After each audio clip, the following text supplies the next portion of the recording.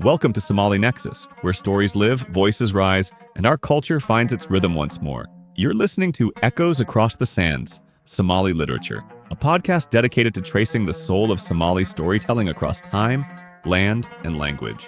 Whether you're here out of curiosity, nostalgia, or pride, you've arrived at a place where words matter, and where they've always mattered. In this series, we'll explore a literary tradition that didn't begin with books, but with the breath of a people. For Somalis, literature has never been confined to the page. It has lived in the cadence of poetry recited beneath acacia trees, in songs shared at weddings and wakes, in proverbs whispered by elders at the fire. Long before Somalia had an official script, it had a living language of verse. Often called the nation of poets, Somalia gave its poets the power of statesmen, philosophers, even warriors. A line of poetry could make peace or provoke battle, and a poet's voice could move mountains. Throughout this journey, we'll meet some of the towering voices that have shaped Somali literature. Sayyid Mohamed Abdullah Hassan, the warrior poet who fought colonial rule with sword and stanza. Elmi Budhari, whose verses dared to elevate love over honor in a society ruled by clan loyalty. We'll also celebrate the brilliance of Mohamed Ibrahim Warzame, the Shakespeare of Somalia, whose words silsilad poems stirred the nation's conscience. We'll delve into the bold clarity of Mohamed Hashidama, or Gaariye, whose daily poems challenged injustice with poetic fire. And we'll explore the sharp wit and subtle power of Abdullahi Dareye Sooraan, a satirist who proved that humor too could be revolutionary. And we won't stop in the past. We'll bring you the contemporary voices who continue to write in exile, speak across cultures, and breathe new life into old forms. Poets like Warsan Shire and authors like Nadifa Mohamed. So whether you're in Somalia or across the globe, this is for you. For the keepers of memory, for the seekers of beauty, for the lovers of language. This is Somali Nexus. This is Echoes Across the Sands. Let the journey begin.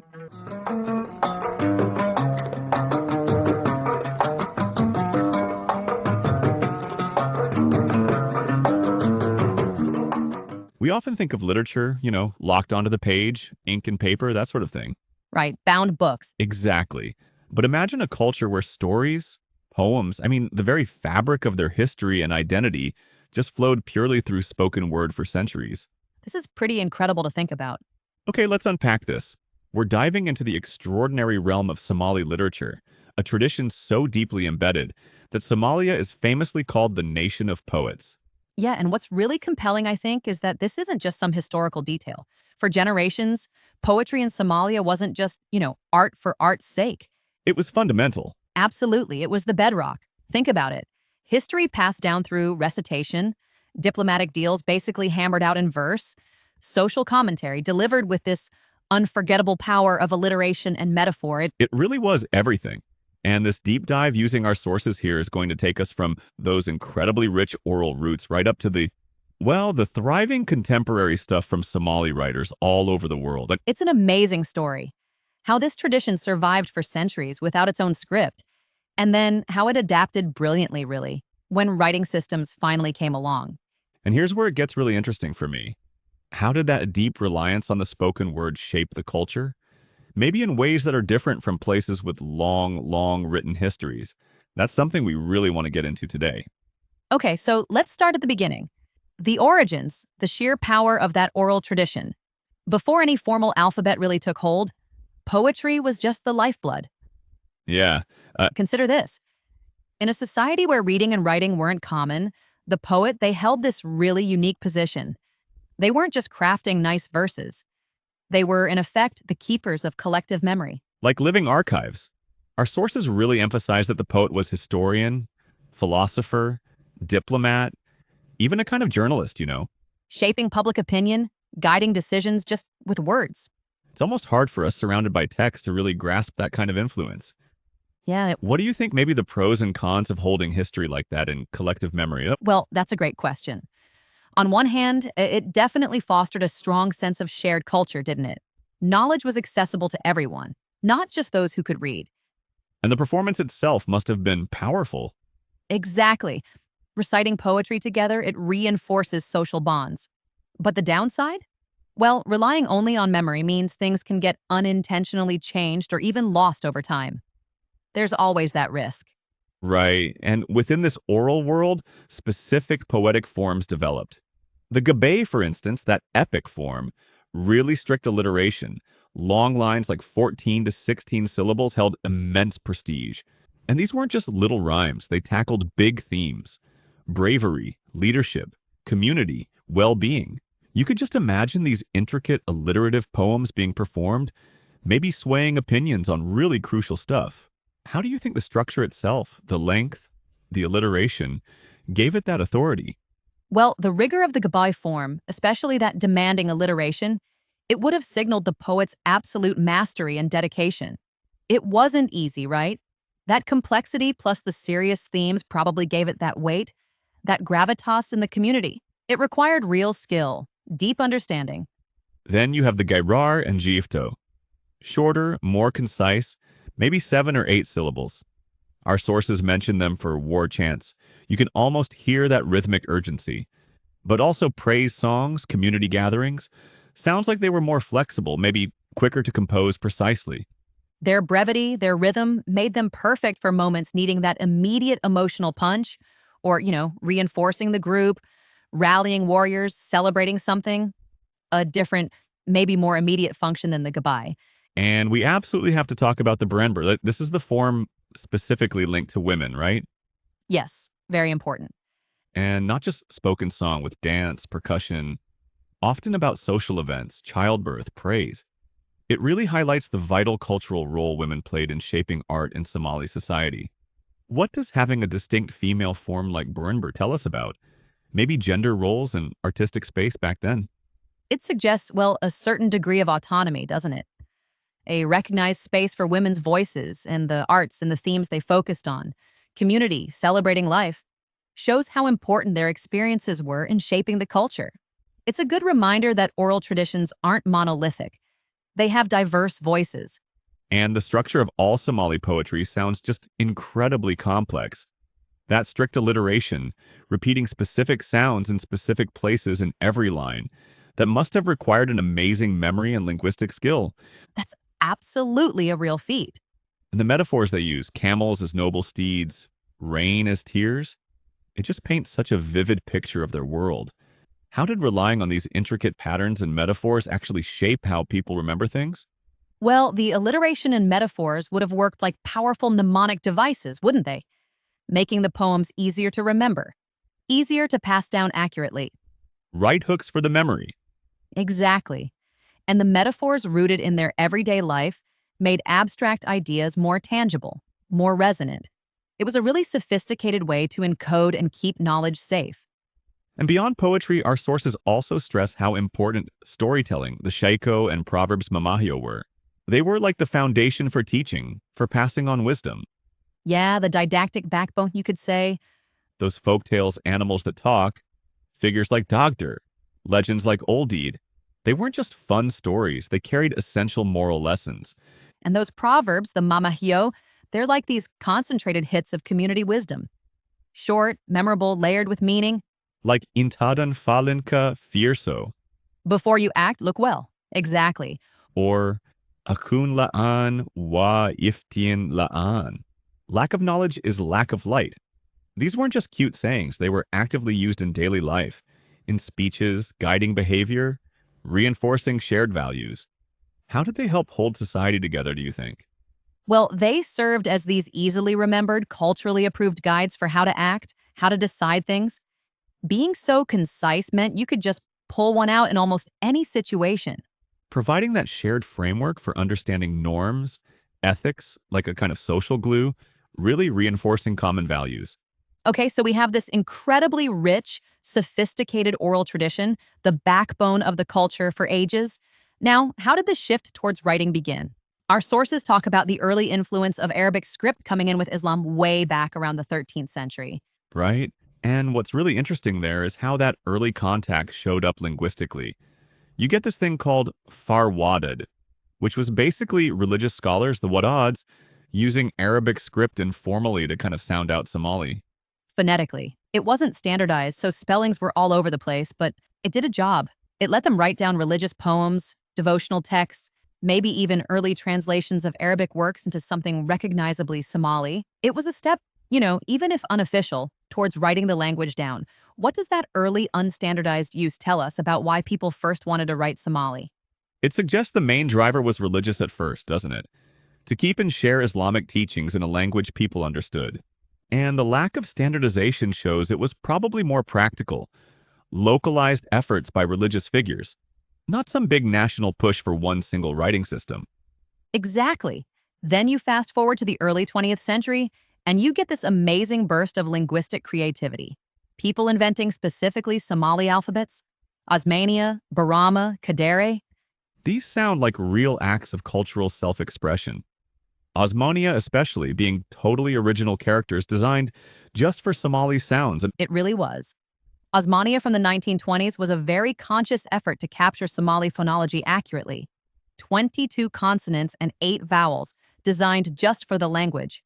Then Barama in the 30s was more regional, used mainly by the Gadabursi clan. You still find it in some old manuscripts. And Kadere in the 50s was similar to Osmania in structure, but had its own distinct letters. These were all powerful statements, weren't they? A desire for a written form that was truly Somali. What do you think stopped one of these from becoming the national script back then? well, several things. Probably lack of a single central government across all Somali areas would make it hard to enforce one script. True regional loyalties, maybe, and just the sheer strength of the existing oral tradition. Plus, you had European colonial powers bringing in the Latin alphabet for admin in schools, which might have overshadowed these homegrown efforts. Yeah, all likely factors. But ultimately, the big moment was 1972, the adoption of Latin orthography, a government decision, a modified English alphabet leaving out P, V, and Z, and then this huge nationwide campaign to teach everyone. And the impact was just transformative. Our sources talk about literacy rates jumping incredibly from maybe under 5% to potentially 50 or 60% in just 5 years. That's staggering. Suddenly, access to written information, to literature, to official stuff in your own language, it became real for so many people reading newspapers, novels, just writing letters. A profound shift in how information moved. How do you think that rapid literacy changed things, especially in relation to the oral tradition that was so dominant? Well, it must have democratized knowledge in a new way, surely. The oral tradition stayed vital, obviously, but the written word opened up new ways to store information, spread it, engage with it individually. Yeah, and it probably started shifting the power balance around knowledge too, right? Literacy became a new kind of expertise alongside mastering the oral forms. Now, while this shift to writing is happening, you've got the whole colonial era as a backdrop, and it seems oral poetry didn't just fade away. It actually became this powerful tool for resistance, for expressing a growing sense of national identity. Oh, absolutely. And the figure who just dominates here is Syed Mohamed Abdullah Hassan. The mad mullah to the British, but a hero to Somalis. Exactly. An extraordinary figure. Religious leader, political leader, and a seriously gifted poet. His gabai weren't just pretty verses. They were fiery calls to action against the colonial powers. Poems like Gala Lagad, Defeat of the Infidels. They spread like wildfire through oral networks, rallying people to the dervish cause. His poetry was key to his power. How did it work so effectively as a political tool in a mainly oral society? Well, he masterfully blended those powerful religious and patriotic themes with the built-in authority and prestige of the gabai form itself, didn't he? Yes, His vivid language, those strong metaphors, and just the fact that verse is memorable. It allowed his messages to spread easily and hit people emotionally, uniting them against the colonizers. it's also interesting, as you mentioned, how outsiders, colonial officials, early anthropologists started writing down some of these oral traditions. Richard Burton's recordings, Margaret Lawrence's book, A Tree for Poverty, compiling folktales and poems with English translations. Yeah, even though you have to see them through that colonial lens, they did end up preserving material that might have otherwise vanished. It's a really important point. We have to acknowledge the power dynamics, the potential biases in that kind of documentation. But maybe inadvertently, they did capture things that survived because they were written down. It's a complex part of the history. And then another fascinating twist. Radio arrives in the 1940s and suddenly you get modern Somali song emerging. the short, often romantic balwo. And then later, the hayelo, which added music and just spread everywhere via the airwaves. And what's key there is how these new forms democratize poetry even further. Abdi Cinema's first balwo, about his broken truck and missing his love. It hit home because it was about everyday life, everyday feelings, relatable. And then when musicians like Abdullahi Karshe added melodies, instruments, developing the halo, it turned poetry into this incredibly popular nationwide thing. It reached people who maybe weren't deep into the classical forms. How did radio change that relationship between poetry and the public? Well, it gave poetry this unprecedented reach, didn't it? Everyone could hear it at the same time across huge distances, breaking down social barriers. And the music in Halo made it even more catchy, more emotional, embedding poetry even deeper into daily life. It basically amplified the power of the spoken word using new tech. Moving into the post-independence period, say 1960s to 80s, sounds like a real cultural flowering. Theater, live performance really took off. You had these big cultural troupes, Hobalata Wabri, Staging these elaborate shows, mixing dialogue, poetry, music, dance, they were huge. and these national troupes were really important for forging that shared Somali identity after independence, weren't they? Absolutely pivotal. And Hassan Sheikh Mumin's play, Shabel Nagud, The Leopard Among Women from '68, that was a landmark. It tackled really sensitive social issues head on, like polygamy, advocating for women's rights. It sparked huge public debate. It showed how art could push for social change. What does the success of a play like that tell us about how literature and performance were evolving after colonialism? It suggests people were ready, even eager for art to grapple with contemporary issues. That there was an appetite for stories reflecting their changing lives and using art as a space to discuss and maybe challenge norms. Definitely. And with the Latin script now solid, you see written fiction in Somali really taking root. Farah M.J. All's Akundaro wa Unaab Ja'il. Ignorance is the Enemy of Love in 1974. Our sources call it the first major Somali novel in Latin script, and it was a bestseller. Yeah, a huge achievement. It cleverly mixed historical romance with social commentary and just captured the imagination of this new reading public. And it wasn't just novels. You saw more textbooks, kids' books, poetry collections being published, really trying to build a reading culture. How do you think the novel as a longer form offered different storytelling possibilities compared to, say, oral poetry or folk tales?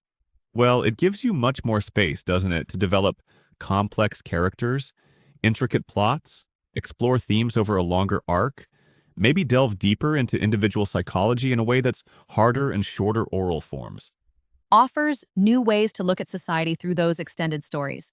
And at the same time, you have writers like Nuruddin Farah choosing to write in English and gaining major international recognition.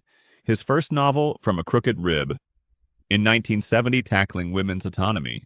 And his later works with innovative styles, critical views on Somali politics. They really put him on the map as a major African writer. Yeah, writing in English opened up Somali experiences to the whole world, didn't it? His critiques of political realities wrapped in these compelling stories, they resonated internationally. Which brings us to that really complex relationship between poetry and politics under the Siad Barre regime. On one side, the government used poetry strategically, didn't they? Broadcasting stuff about socialism, development, trying to push an anti-clan message. Using it for nation building. But on the other side, you had these incredibly brave poets. Muhammad Ibrahim Warsame Hadrawi, Abdullahi Dari Sooraan, Muhammad Hashidama Gaariye, Using those allegorical poetic chains, the silsilad, like Hadrawi's famous Sinli or Gaariye's Delhi, using them to subtly criticize corruption and repression. and these silsilad were amazingly effective ways to dissent indirectly because they were allegorical, and because Somalis have such a deep cultural understanding of poetic language. These verses could circulate often underground, carrying powerful critiques that could slip past the censors using the tradition itself to challenge power. Incredible resilience. Then came the devastation of the Civil War in 1991, the huge exodus, the Diaspora. And even in that tragedy, poetry remained vital, didn't it, for processing trauma, mourning, loss, expressing that feeling of displacement.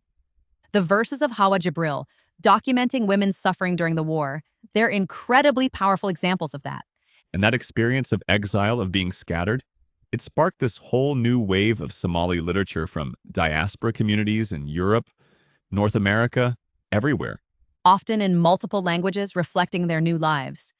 Writers like Nadifa Mohamed, whose historical fiction is so lyrical, And Warsan Shire, her poetry is so intimate, so moving, gaining global fame through Beyonce's Lemonade. just two examples of the amazing voices coming out of the diaspora. And it's really fascinating how the old oral tradition is finding new life in these diaspora hubs, spoken word events, digital platforms. Does poetry slams in places like Minneapolis, London, Toronto? Poets mixing Somali and English, classical styles, and free verse. It shows the tradition adapting in real time, tackling new issues like identity, racism, mental health. Connecting with new generations. Exactly. Social media, YouTube, podcasts, they've become these virtual spaces, keeping the oral tradition alive and relevant globally. It really shows the enduring power and adaptability of the spoken word. Our sources give a great rundown of key figures too. From oral masters like Ali Bu'ul, the love poet, Elmi Budari, Syed Mohammed Abdullah Hassan, To the modern pioneers like Farah MJ Al, Nuruddin Farah. and contemporary diaspora voices like Nadifa Mohamed, Warsan Shire Dari Osman, Ijabo Shego. It just shows the incredible depth and range. And running through it all, you see these recurring themes, right? The pastoral imagery, camels, rain, the desert, Clan dynamics, celebrating it, critiquing it, love and gender evolving from classical ideas to feminist takes, conflict and resistance from anti-colonial times to the Civil War, exile and identity, especially in the diaspora. and faith and morality always there. These themes really connect the oldest traditions to the newest writing and performance. And looking at the scene today, it's really encouraging. You've got major literary festivals like the Hargeisa and Mogadishu, book fairs. Academic journals, local presses, translation efforts, It shows a real commitment to keeping Somali literature thriving in all its forms. and that digital revival is so exciting too. Young writers try graphic novels, science fiction, kids' books, blending traditional folklore with global genres. Real dynamism innovating while still drawing on that rich heritage. So, wrapping this up, it's clear Somali literature has had this extraordinary, resilient journey from those ancient oral rhythms, carrying centuries of culture. To its vibrant, growing presence on the world stage today. It's a powerful story of adaptation, survival, and just the sheer power of language. It really underscores how vital language is for keeping culture alive, for expressing the human experience. The Somali story is such a strong example of that. And our sources mention that Somali proverb, Bugwa the Kankana Usub. The book is our new culture. Yeah, that really captures it, doesn't it? That ongoing evolution integrating the written word into the enduring Somali identity. Which leaves us, and you, our listener, with a really interesting question to think about. As a culture moves from being deeply oral to embracing writing, how does it manage that balancing act? How do you keep the special strengths of the spoken word alive while also making the most of what writing offers? What unique challenges or maybe unique strengths come out of that kind of huge cultural shift? Definitely something fascinating to ponder.